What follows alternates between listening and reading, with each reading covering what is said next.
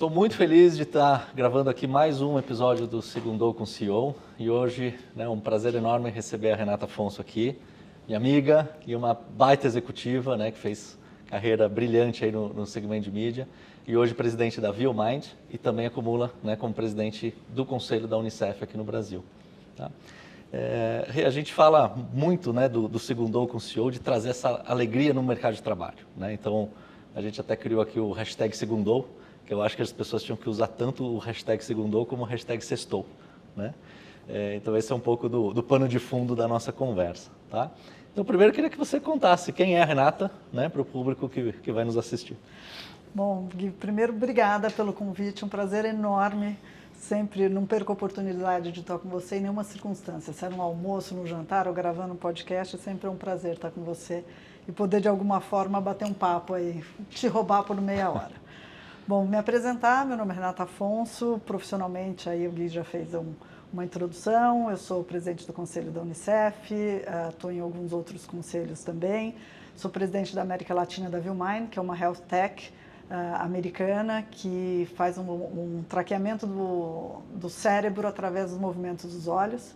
Tenho uma carreira longa antes da ViewMind na área de mídia, então fui presidente da CNN, presidente da TV Tem, enfim, hoje estou aqui batendo um papo com vocês, é um prazer enorme. Pessoalmente, eu sou a quarta filha de uma família do interior, de Araçatuba, todos do agronegócio. Então, eu venho do agro, minha origem é toda no agro, então conheço bem o Brasil raiz, Mato Grosso, norte do Brasil, é um prazer ter podido estar. O segmento que dá um baita orgulho para os brasileiros. Muito orgulho, eu acho que é um segmento que o Brasil deveria enaltecer no mundo todo, porque o mundo todo enaltece o agro brasileiro, eu acho que o Brasil olha com muito pouco carinho e amor para o produtor rural. Boa. E Rê, falando de propósito e felicidade, você trabalhou em dois setores extremamente impactantes para o público em geral. Mídia, então eu fiz comunicação e marketing e eu lembro da primeira aula do professor falando da responsabilidade de você comunicar. Uma comunicação errada, você pode prejudicar muita gente, assim como uma comunicação certa você ajuda muita gente. E agora com uma health tech, que também está na crista da onda, no que a tecnologia traz para benefício do público. Isso, de uma certa forma, te ajuda ou te dá mais pressão ainda para achar o teu propósito, criar um ambiente de trabalho harmonioso, feliz? Como é que você enxerga isso? Olha, Gui, fazendo uma analogia com o Segundou, eu sou uma pessoa que adora segundas-feiras porque eu adoro trabalhar. Eu tenho o privilégio de gostar de trabalhar e gostar de trabalhar nas coisas que eu trabalho. E eu acho que o meu propósito ele é o mesmo em qualquer empresa de qualquer segmento, que é causar impacto, produzir, criar resultado, gerar o máximo de bem-estar possível para os colaboradores internos, para o público que eu atendo, eu sempre trabalhei na área de serviço, então para o público que eu atendo e para a comunidade onde a empresa está inserida. Então, tudo isso eu consigo achar em qualquer empresa, de qualquer segmento. Então, você vai para o automotivo, qualquer empresa que você vai ter esses três elementos. Então, buscar um impacto nesses três elementos, o impacto eu chamo tanto o impacto de resultado financeiro, quanto o impacto do bem-estar dos colaboradores, quanto o impacto ambiental, a responsabilidade ambiental que você tem de estar inserido naquele ambiente, tirando os recursos da natureza, o que puder tirar menos e devolver mais. Enfim, eu acho que isso é algo que você consegue fazer em qualquer segmento que você esteja inserido. Ainda mais na posição de CEO, de liderança, você tem um controle um pouco... eu acho que não é nem um controle um pouco maior, Eu acho que você tem um privilégio de poder causar mais impacto. Então, eu acho que isso é uma coisa comum. Eu acredito que eu vá ter em qualquer empresa que eu esteja trabalhando. Muito bom. E das passagens anteriores e agora, mais recentemente na ViewMind, que tipo de ação, ou aquela coisa que às vezes até no dia a dia, assim, a gente já teve pessoas aqui falando, putz, o nome da reunião mudou e trouxe uma leveza ou trouxe algo mais conectado com felicidade, enfim.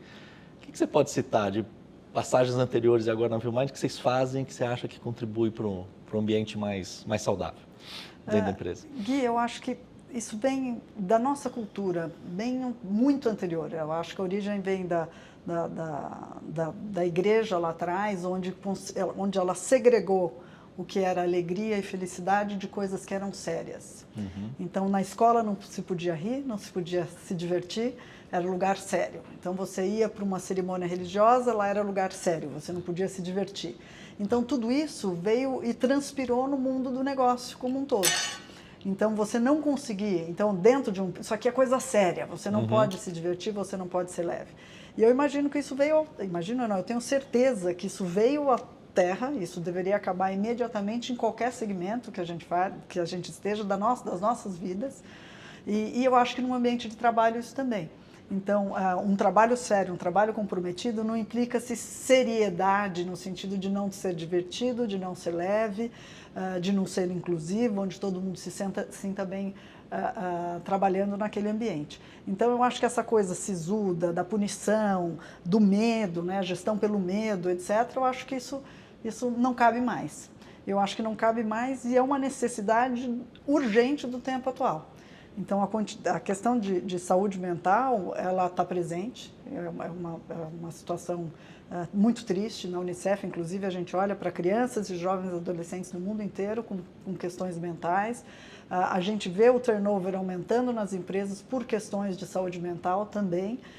E eu acho que é parte da responsabilidade da empresa trazer essa leveza para o ambiente de trabalho sem comprometer o comprometimento, a entrega. Ao contrário, quando as pessoas estão melhores, estão mais felizes, é cientificamente comprovado que elas produzem mais e melhor.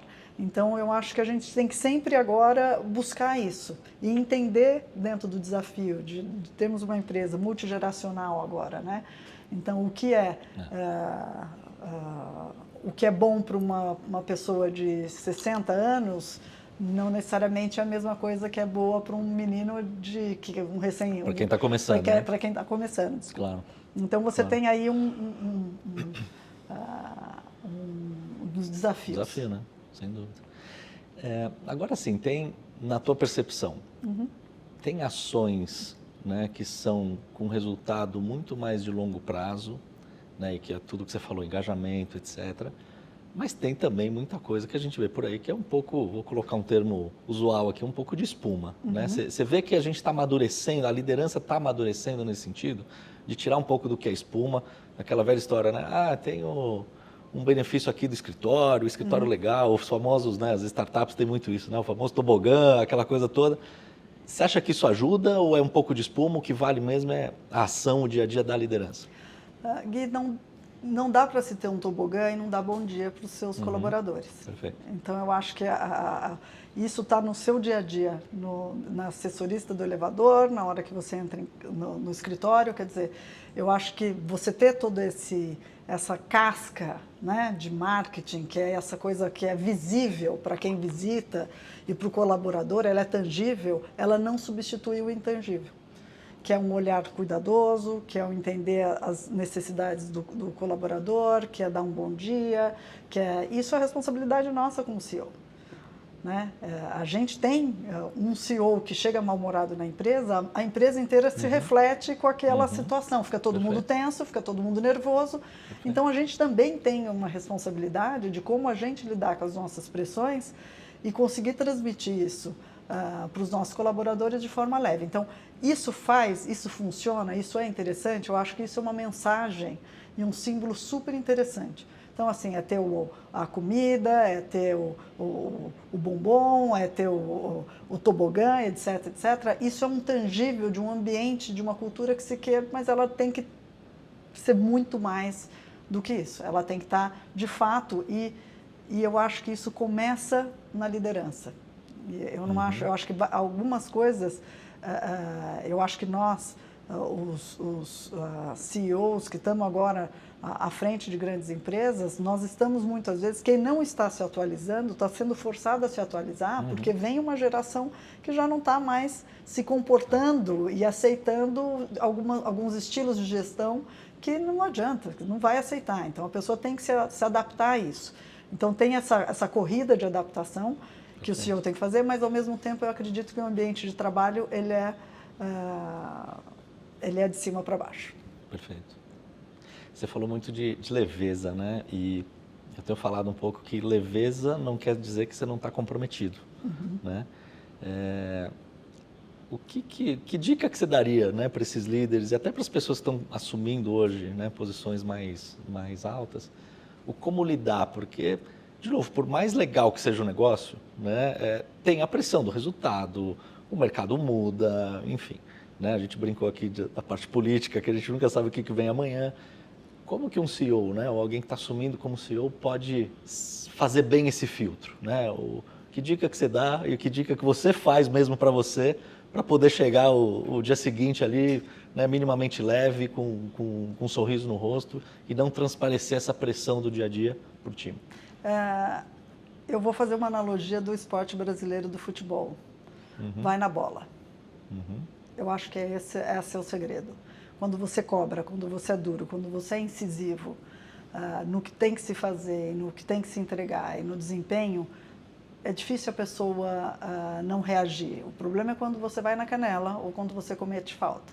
Isso afeta o ambiente como um todo.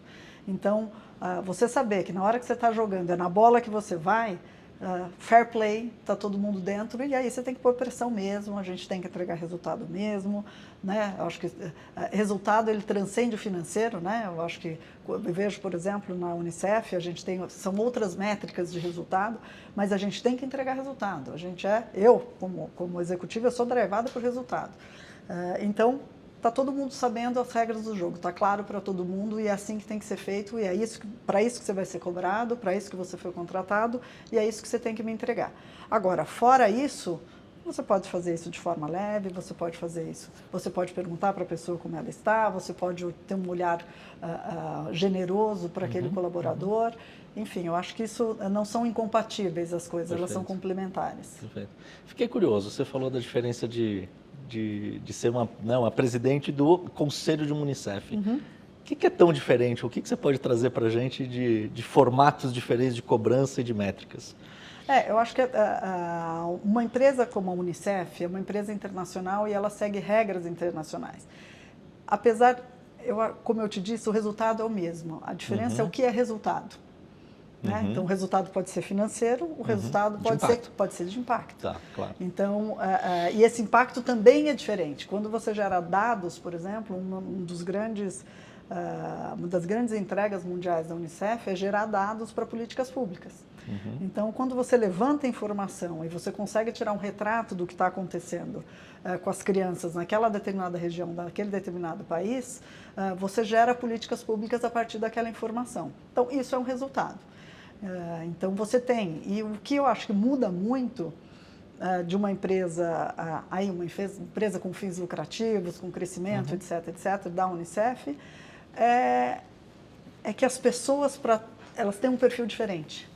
As pessoas que trabalham numa Unicef, elas têm um perfil diferente de um executivo, por exemplo, que trabalha em banco, é naturalmente diferente.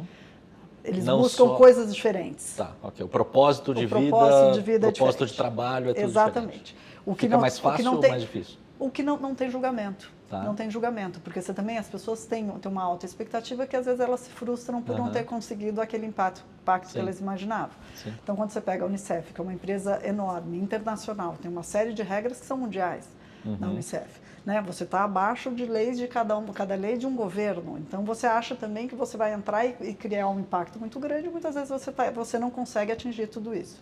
Então, acho que os desafios são parecidos, mas eu acho que tem nuances diferentes entre as empresas. Boa. Você é um pouco do script aqui.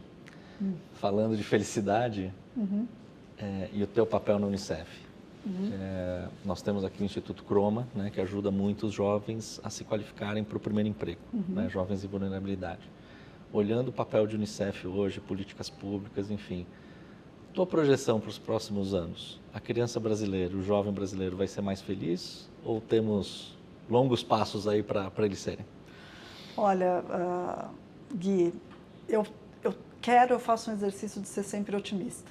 Então, eu acho que o jovem brasileiro, não o jovem brasileiro, eu acho que o país como um todo, nós temos um desafio enorme que é a questão de educação. Primeira educação de base. Então, a gente tem um desafio imenso que nós vamos ter um déficit de educação, principalmente causado, que vem aí, né, ainda pela pandemia. Que já é enorme, né? Que já é enorme, né? E veio com a pandemia, isso se acentuou mais ainda. O avanço tecnológico, a velocidade com que a tecnologia está indo, quer dizer, o gap está ficando cada vez maior. E essas crianças precisam do essencial. E para você ser feliz, eu acho que a gente precisa do essencial, né, Gui? Porque senão, se você não tem o que comer e o almoçar... Eu acho que o brasileiro... Eu acabei de vir de Salvador, eu acho que Salvador é uma grande aula, né? Assim como a Índia, é uma grande aula de viver, né? Onde as pessoas, com muito pouco, elas conseguem ser felizes. Até se aprende, né? Eu, pelo menos, volto energizada. Eu vou à Índia, eu volto energizada, eu vou a Salvador, eu volto energizada. Porque é uma lição, realmente. Você é impactado diariamente por como viver, como olhar a vida e como ser feliz diante das dificuldades da vida. Agora, trazendo isso para a população brasileira, eu acho que a gente agora, nós temos uma missão muito importante. A gente tem uma missão de salvar essas crianças e dar educação para essas crianças para que elas tenham um mínimo, para que elas possam ser felizes aí no futuro próximo. Muito bom. E Rê, para concluir, que dicas que você dá para o nosso público sobre o tema, né, propósito, engajamento, felicidade no trabalho? Pode ser um livro, um filme que você tenha visto, uma série, ou uma experiência de viagem que você acha que te ajudou muito a trabalhar esse tema dentro das organizações. Eu acho, Gui, toda empresa tem um ponto comum que os funcionários ficam felizes. Pode ser bater a meta no fim do mês, pode ser num reconhecimento pelo trabalho que ele realizou, pode ser até no encontro, no almoço, que a gente está falando das empresas, que essa característica de empresa de tecnologia, que tem o almoço, que tem o happy hour, etc. E eu acho que muitas vezes está escondido nisso o propósito da empresa. Então, você conseguir identificar e farejar qual é o propósito de todo mundo ali, que é uma coisa meio que comum, né? Tem um inconsciente coletivo em cada uma das empresas. Eu acho que quando você se vê nesse inconsciente coletivo, fazendo parte disso e sentindo que você está no lugar certo, eu acho que isso é o segredo da felicidade. E ter o privilégio de trabalhar em empresas onde você tem uma conexão E, Gui, eu não acho que a gente fala muito de propósito como se fosse uma coisa, um impacto social, muito utópico também às vezes, né? Um impacto ambiental, etc, etc. E o impacto ele está nas pequenas coisas, como a gente falou aqui. O impacto pode ser no bom dia que você dá ou no olhar que você tem com um pouco mais de cuidado para um colaborador. Isso é impacto. Então, às vezes a gente fica buscando propósito e impacto nas grandes coisas, em coisas enormes, e às vezes a gente ser como a gente é, impacta, né? Então, você ser o exemplo, você como líder, a gente como líder de empresa, você ser um exemplo de conduta para as pessoas, você está de alguma forma impactando. Então, eu acho que muitas vezes a minha dica é o seguinte: acha que de repente o seu propósito e aonde você causa impacto não precisa ser algo muito grandioso, não. Começa no dia a dia, nas pequenas coisas, você vai ver que você faz uma diferença enorme para muita gente. Agora, Gui, como uma dica pessoal, né, de felicidade, eu tive o privilégio de fazer um workshop com o Arthur Brooks, que é autor do livro The Strength to Strength, que eu recomendo para todo mundo, principalmente todo mundo que esteja aí, eu tenho 50 anos, que esteja mais ou menos nessa faixa de idade e de posição empresarial e como executiva, etc. Eu acho que é uma lição, é um livro que faz a gente olhar para essa segunda metade da nossa carreira profissional com outros olhos. Então, acho que essa seria a minha dica pessoal. Super obrigado. Imagina. O tempo aqui é limitado, mas a gente podia ficar horas e horas conversando. Obrigado mesmo. Imagina. Um prazer ter aqui conosco. Obrigada, um prazer enorme. Obrigada.